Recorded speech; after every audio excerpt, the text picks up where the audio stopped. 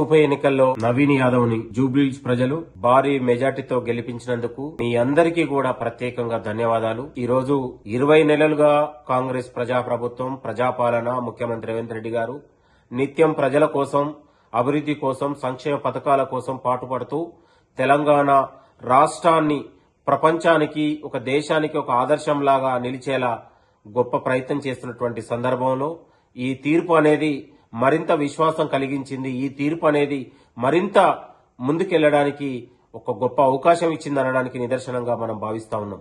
ఒకవైపు 10 ఏళ్ల పాటు అవినీతి బీఆర్ఎస్ పార్టీ పాలించి రాష్ట్రాన్ని అధోగతి పాలజేసి, అవినీతి పాలజేసి ఇవాళ జూబ్లీహిల్స్ ప్రజలు చాలా తెలివిగా, చారిత్రాత్మక తీర్పుగా చెంప చెల్లుమనేలా బీఆర్ఎస్ పార్టీకి ఇచ్చినందుకు కూడా, కాబట్టి భవిష్యత్తులో కూడా రానున్న రోజులలో అది స్థానిక సంస్థల ఎన్నికలు కావచ్చు, రాబోయే ఎమ్మెల్యే ఎంపీ ఎన్నికల్లో కావచ్చు, మళ్లీ కాంగ్రెస్ పార్టీకి అఖండ విజయాన్ని సాధిస్తుంది అనడానికి ఇది ఒక మైలురాయిగా నిలుస్తుందనడానికి నిదర్శనం.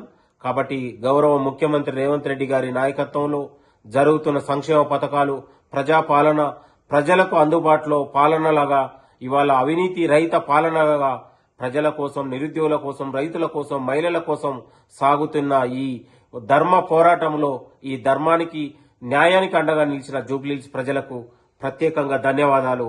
రాబోయే రోజులలో కూడా కాంగ్రెస్ ప్రజాపాలనని మరొక 10 ఏళ్లు తెలంగాణ రాష్ట్రంలో అధికారంలో ఉండి అభివృద్ధి చేసుకుందామని మీ అందరికీ కోరుతున్నాను. నేను మీ చెనగాని దయాకర్ని, Congress party general secretary, Telangana. నమస్తే మీ అందరికీ.